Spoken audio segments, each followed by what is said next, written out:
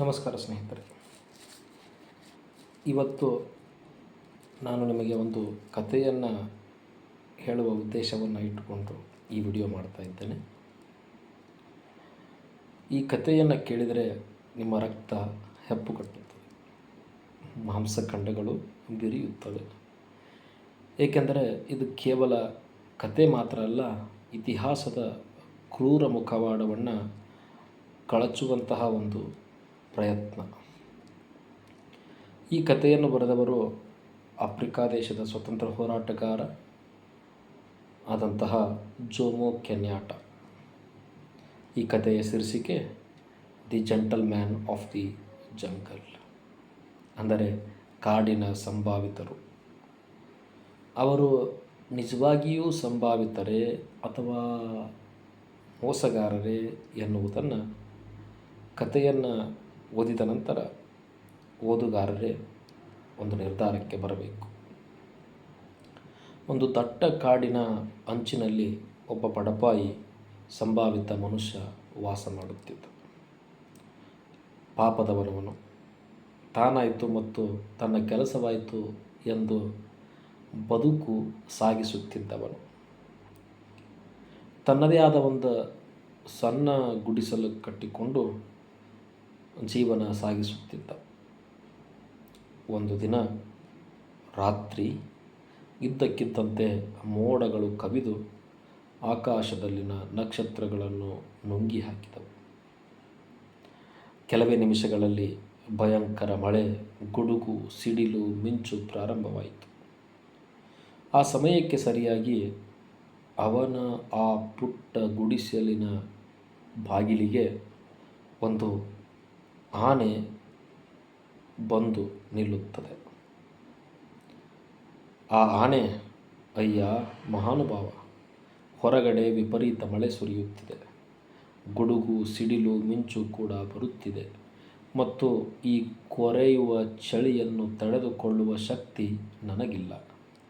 ನನ್ನ ಸೊಂಡಿಲು ಬಹಳ ಸೂಕ್ಷ್ಮ, ಹಾಗಾಗಿ ಮಳೆ ನಿಲ್ಲುವವರೆಗೂ ಸೊಂಡಿಲನ್ನು ನಿನ್ನ ಗುಡಿಸಲಿನೊಳಗೆ ಇಡುತ್ತೇನೆ ಎಂದು ದೀನವಾದ ದನಿಯಲ್ಲಿ ಕೇಳುತ್ತದೆ. ಆ ಮನುಷ್ಯನಿಗೆ ಕರುಣೆ ಉಕ್ಕಿ ಬಂದು ಪಾಪದ ಪ್ರಾಣಿ ಎಂದುಕೊಳ್ಳುತ್ತಾನೆ. ಆನೆಗೆ ಸೊಂಡಿಲು ಒಳಗೆ ಇಡಲು ಜಾಗ ಕೊಡುತ್ತಾನೆ.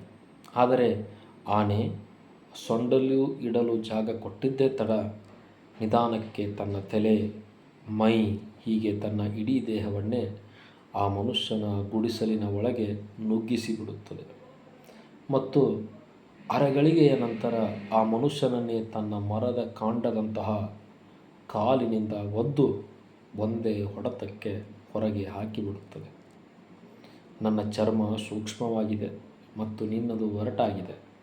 ನೀನು ಹೊರಗೆ ಮಳೆಯಲ್ಲಿ ನಿಂತುಕೊಂಡರೂ ಏನೂ ಆಗುವುದಿಲ್ಲ ಎಂದು ಸಮಜಾಯಿಸಿಯ ಮಾತುಗಳನ್ನು ಕೂಡ ಆನೆ ಆಡುತ್ತದೆ. ಈಗ ಮಳೆಯಿಂದ ರಕ್ಷಿಸಿಕೊಳ್ಳಲು ಆನೆಗೆ ಜಾಗ ಕೊಟ್ಟವನೇ ಬೀದಿ ಪಾಲಾದ ಪರಿಸ್ಥಿತಿಯೊಳಗಿದ್ದಾನೆ. ಸುರಿಯುವ ಮಳೆಯಲ್ಲಿ, ಬೀಸುವ ಚಳಿಗಾಳಿಯಲ್ಲಿ ನಿಂತಿದ್ದಾನೆ. ಆಗ ಮನುಷ್ಯನಿಗೆ ಸಿಟ್ಟು ಬಂದು ಮೈ ಉರಿಯಿತು. ಆನೆಯ ಜೊತೆಗೆ ಜಗಳಕ್ಕೆ ನಿಂತನು. ಈ ಸದ್ದುಗದ್ದಲ ಕೇಳಿದ ಕಾಡಿನ ರಾಜ ಸಿಂಹವು ರಾಜ ಗಾಂಭೀರ್ಯದ ನಡಿಗೆ ನಡೆಯುತ್ತಾ ಆ ಸ್ಥಳಕ್ಕೆ ಬಂದಿತು. ಏನಿದು ಗಲಾಟೆ? ನನ್ನ ಸಾಮ್ರಾಜ್ಯದಲ್ಲಿ ಅಶಾಂತಿಗೆ, ಅನ್ಯಾಯಕ್ಕೆ ಜಾಗವಿಲ್ಲ ಅಂತ ಗರ್ಜಿಸಿ ಹೇಳಿತು. ಆವಾಗ ಮನುಷ್ಯನಿಗೆ, ಅಬ್ಬಾ, ಕಾಡಿನ ರಾಜ ಬಂದನು, ನನಗೀಗ ನ್ಯಾಯ ಸಿಕ್ಕೇ ಸಿಗುತ್ತದೆ ಎನ್ನುವ ಆಸೆ ಮನಸ್ಸಿನ ಮೂಲೆಯಲ್ಲಿ ಚಿಗುರೊಡೆಯಿತು. ಆನೆ ಮತ್ತು ಈ ಮನುಷ್ಯನ ಜಗಳವನ್ನು ಬಗೆಹರಿಸಲು ಸಿಂಹ ಒಂದು ವಿಚಾರಣಾ ಆಯೋಗವನ್ನೂ ರಚನೆ ಮಾಡಿತು. ಆದರೆ ಆ ವಿಚಾರಣಾ ಕಮಿಷನ್ನಲ್ಲಿ ಇದ್ದವರು ಒಂದು ಖಡ್ಗಮೃಗ, ಎರಡನೆಯದು ಎಮ್ಮೆ, ಮೂರನೆಯದು ಮೊಸಳೆ ಮತ್ತು ನರಿ ಮತ್ತು ಚಿರತೆಗಳು.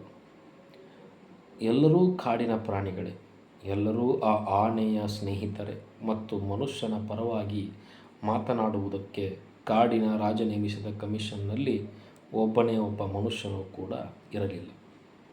ಇದ್ಯಾವ ರೀತಿಯ ನ್ಯಾಯ ರಾಜ? ನನ್ನ ಪರವಾಗಿಯೂ ಒಬ್ಬರನ್ನು ವಿಚಾರಣಾ ಕಮಿಷನ್ನಲ್ಲಿ ಸೇರಿಸಿ ಎಂದು ಮನುಷ್ಯ ಕೇಳಿದರೆ, ನಿನ್ನ ಮನುಷ್ಯ ಕುಲದಲ್ಲಿ ಯಾರೊಬ್ಬರೂ ಈಗ ಕಮಿಷನ್ನಲ್ಲಿ ಇರುವವರಷ್ಟು ವಿದ್ಯಾವಂತರಿಲ್ಲ, ಹಾಗಾಗಿ ನಾವೇ ತೀರ್ಮಾನ ಮಾಡುತ್ತೇವೆ ಎಂದು ಅಹಂಕಾರದಿಂದ ನುಡಿದನು ಕಾಡಿನ ರಾಜ. ವಿಚಾರಣೆ ಶುರುವಾಯಿತು. ಮೊದಲ ಮನುಷ್ಯನ ಹೇಳಿಕೆಯನ್ನು ಕೇಳಿಸಿಕೊಂಡ ಕಮಿಷನ್ ಆನೆಯನ್ನು ವಿಚಾರಣೆಗಾಗಿ ಕರೆಯಿತು. ಆಗ ಆನೆ, ನಾನು ಆ ಗುಡಿಸಲನ್ನು ಆಕ್ರಮಿಸಿಕೊಳ್ಳಲಿಲ್ಲ. ಆ ಮನುಷ್ಯನ ಗುಡಿಸಲು ಹಾಳಾಗುತ್ತಿತ್ತು. ಅದನ್ನು ಮರುನಿರ್ಮಾಣ ಮಾಡುವುದಕ್ಕೆ ನಾನು ಅದರ ಒಳಗೆ ಹೋದೆ ಎಂಬ ಹಸಿ ಸುಳ್ಳನ್ನು ಕಮಿಷನ್ ಮುಂದೆ ಹೇಳಿತು. ಕಮಿಷನ್ನಲ್ಲಿದ್ದ ನರಿ, ಚಿರತೆ ಮತ್ತು ಎಲ್ಲ ಪ್ರಾಣಿಗಳು ಆನೆ ಹೇಳಿದ್ದು ನಿಜ ಎಂದು ತಲೆ ಅಲ್ಲಾಡಿಸಿದವು. ಮನುಷ್ಯನನ್ನು ಇನ್ನೊಂದು ಬಾರಿ ಕರೆದು ಆನೆಯ ವಾದಕ್ಕೆ ಪ್ರತಿವಾದ ಮಾಡಲು ಅವಕಾಶ ಕೊಡದೆ ವಿಚಾರಣೆಯ ಅಂತಿಮ ತೀರ್ಪನ್ನು ಪ್ರಕಟಿಸಿಬಿಟ್ಟಿತು. ಆನೆ ಮಾಡಿದ್ದು ಸರಿಯಾಗಿದೆ. ಮನುಷ್ಯನ ಗುಡಿಸಲನ್ನು ಮರುನಿರ್ಮಾಣ ಮಾಡಲು ಆನೆಯೇ ಸರಿಯಾದ ವ್ಯಕ್ತಿ ಮತ್ತು ಆನೆ ಆ ಗುಡಿಸಲನ್ನು ಮರುನಿರ್ಮಾಣ ಮಾಡಿ ವಾಸಿಸಲು ಯೋಗ್ಯವಾದ ಸ್ಥಳವನ್ನಾಗಿ ಮಾಡಿರುವುದರಿಂದ ಆ ಗುಡಿಸಲು ಈಗ ಆನೆಗೇ ಸೇರಬೇಕೆಂದು ಮತ್ತು ಮನುಷ್ಯ ತನಗೆ ಬೇಕಾದರೆ ಕಾಡಿನ ಯಾವುದಾದರೂ ಸ್ಥಳದಲ್ಲಿ ಒಂದು ಗುಡಿಸಲು ಕಟ್ಟಿಕೊಳ್ಳಬಹುದೆಂದು ಕಮಿಷನ್ ತೀರ್ಪು ಬರೆಯಿತು. ಇಷ್ಟರಲ್ಲಿ ಆ ಮನುಷ್ಯನಿಗೆ ಈ ಪ್ರಾಣಿಗಳೊಂದಿಗೆ ವಾದ ಮಾಡುವುದು ವ್ಯರ್ಥ ಎಂದು ಅರ್ಥವಾಗಿ ಹೋಗಿರುತ್ತದೆ. ಇವರ ಜೊತೆ ನ್ಯಾಯ, ಧರ್ಮ ಎಂದು ಮಾತನಾಡಿದರೆ ಯಾವುದೇ ಪ್ರಯೋಜನವಿಲ್ಲ ಎಂದು ಮನವರಿಕೆ ಆಗಿದ್ದು ಆಗಿ ಹೋಯಿತೆಂದು ಬೇರೆ ಕಡೆಗೆ ಪ್ರಶಸ್ತವಾದ ಸ್ಥಳ ನೋಡಿ ಇನ್ನೊಂದು ಗುಡಿಸಲನ್ನು ಕಟ್ಟಿದ. ಅಲ್ಲಿಗೆ ಖಡ್ಗಮೃಗ ಬಂದಿತು. ಅವನನ್ನು ಅಲ್ಲಿಂದಲೂ ಹೊರಗೆ ಹಾಕಿತು. ಮತ್ತೆ ವಿಚಾರಣಾ ಕಮಿಷನ್ ನೇಮಕ ಮಾಡಲಾಯಿತು ಹಾಗೂ ಎಲ್ಲ ವಿಚಾರಣೆ ಮುಗಿದು ಮತ್ತೆ ಪ್ರಾಣಿಗಳಿಗೇ ಜಯ ಸಿಕ್ಕಿತು. ಹೀಗೆ ಈ ಕಟ್ಟುವ ಮತ್ತು ಕಸಿದುಕೊಳ್ಳುವ ಆಟ ಮುಂದುವರಿಯಿತು. ಮನುಷ್ಯ ಗುಡಿಸಲು ಕಟ್ಟುವುದು, ದಿನಕ್ಕೊಂದು ಪ್ರಾಣಿ ಬಂದು ಅದನ್ನು ಕಬಳಿಸುವುದು, ಚಿರತೆ, ಕತ್ತೆ, ಕಿರುಬ ಹೀಗೆ ಒಂದಾದ ಮೇಲೆ ಒಂದರಂತೆ ಎಲ್ಲ ಪ್ರಾಣಿಗಳು ಬಂದು ಒಂದೊಂದು ಗುಡಿಸಲನ್ನು ಕಬಳಿಸಿ ಗುಡಿಸಲಿನಲ್ಲಿ ವಾಸಿಸಲು ಪ್ರಾರಂಭಿಸಿದವು. ಕೊನೆಗೆ ಮೋಸದ ಆಟ ನೋಡಿ ಬೇಸತ್ತು ಹೋಗಿದ್ದ ಮನುಷ್ಯನಿಗೆ ಸಿಟ್ಟು ನೆತ್ತಿಗೇರಿತು. ಈ ಸಂಭಾವಿತರನ್ನು ಹೀಗೆಯೇ ಬಿಟ್ಟರೆ ತಾನು ನೆಮ್ಮದಿಯಿಂದ ಬದುಕಲು ಆಗುವುದಿಲ್ಲ ಎಂದು ತೀರ್ಮಾನ ಮಾಡಿದ. ಕೊನೆಯದಾಗಿ ಉಪಾಯ ಮಾಡಿ ಒಂದು ಬೃಹತ್ತಾದ ಮತ್ತು ಪ್ರಾಣಿಗಳ ಕಣ್ಣು ಕುಕ್ಕುವಂತಹ ಸುಂದರವಾದ ಗುಡಿಸಲನ್ನು ಕಟ್ಟಿದನು. ಇದನ್ನು ನೋಡಿದ್ದೇ ತಡ ಕಾಡಿನ ಎಲ್ಲ ಪ್ರಾಣಿಗಳು, ಆನೆ, ಸಿಂಹ, ಚಿರತೆ, ನರಿ ಎಲ್ಲವೂ ಇದು ನನಗೆ ಬೇಕು, ಇದು ನನಗೆ ಬೇಕು ಎಂದು ಗುಡಿಸಲಿನ ಒಳಗೆ ಒಮ್ಮೆಲೇ ನುಗ್ಗಿದವು. ಗುಡಿಸಲಿನ ಒಳಗಡೆ ಪ್ರಶಸ್ತವಾದ ಜಾಗ ಆರಿಸಿಕೊಳ್ಳಲು ಪ್ರಾಣಿಗಳ ನಡುವೆಯೇ ಆರಂಭವಾದ ಭೀಕರ ಹೊಡೆದಾಟದಲ್ಲಿ ಏನಾಗುತ್ತಿದೆ ಎಂಬುದು ಪ್ರಾಣಿಗಳ ಅರಿವಿಗೆ ಬರುವ ಮೊದಲೇ ಮನುಷ್ಯ ಮೆಲ್ಲನೆ ಆ ಗುಡಿಸಲಿನಿಂದ ಹೊರಗೆ ಬಂದ. ಅವನ ಸಿಟ್ಟಿಗೆ ಸ್ಪಂದಿಸಿದ ಬೆರಳುಗಳು ಬೆಂಕಿ ಕಡ್ಡಿಯನ್ನು ಗೀರಿಯೇ ಬಿಟ್ಟವು. ಒಣಗಿದ ಹುಲ್ಲಿನ ಆ ಗುಡಿಸಲಿಗೆ ಬೆಂಕಿ ತಾಕಿದ ಕ್ಷಣಾರ್ಧದಲ್ಲಿಯೇ ಬೆಂಕಿಯ ಕೆನ್ನಾಲಿಗೆಗಳು ಆ ಬೃಹತ್ ಗುಡಿಸಲನ್ನು ಎಲ್ಲ ದಿಕ್ಕುಗಳಿಂದ ಆವರಿಸಿಕೊಂಡವು. ಒಳಗಡೆ ಅಹಂಕಾರದಿಂದ ಕಚ್ಚಾಡುತ್ತಿದ್ದ ಪ್ರಾಣಿಗಳಿಗೆ ಬೆಂಕಿಯ ಬಿಸಿಯು ತಾಗುವ ಹೊತ್ತಿಗೆ ಅಲ್ಲಿಂದ ತಪ್ಪಿಸಿಕೊಳ್ಳುವ ಎಲ್ಲ ದಾರಿಗಳು, ಸುಟ್ಟ ಕಟ್ಟಿಗೆಗಳು ಅಡ್ಡಬಿದ್ದು ಮುಚ್ಚಿ ಹೋಗಿದ್ದವು.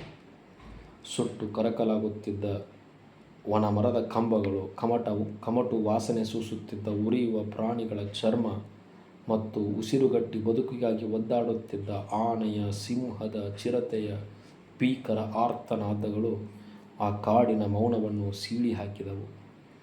ಅದೆಲ್ಲವನ್ನು ಸ್ವಲ್ಪ ದೂರದಲ್ಲಿ ನಿಂತು ನೋಡುತ್ತಿದ್ದ ಆ ಮನುಷ್ಯನ ಮನಸ್ಸಿನಲ್ಲಿ ಈಗ ಎಳ್ಳಷ್ಟು ಕರುಣೆ ಉಳಿದಿರಲಿಲ್ಲ. ಆಕಾಶದೆತ್ತರಕ್ಕೆ ಚಿಮ್ಮುತ್ತಿದ್ದ ಆ ದೈತ್ಯ ಜ್ವಾಲೆಗಳ ಮಂದ ಬೆಳಕು ಅವನ ಕಣ್ಣುಗಳಲ್ಲಿ ಪ್ರತಿಫಲಿಸುತ್ತಿತ್ತು. ಅಷ್ಟು ವರ್ಷಗಳ ದಬ್ಬಾಳಿಕೆಯ ಸಂಕೋಲೆಗಳು ಕಳಚಿದ ನಿರಾಳತೆಯ ಭಾವ ಅವನ ಮುಖದ ಮೇಲೆ ಎದ್ದು ಕಾಣುತ್ತಿತ್ತು.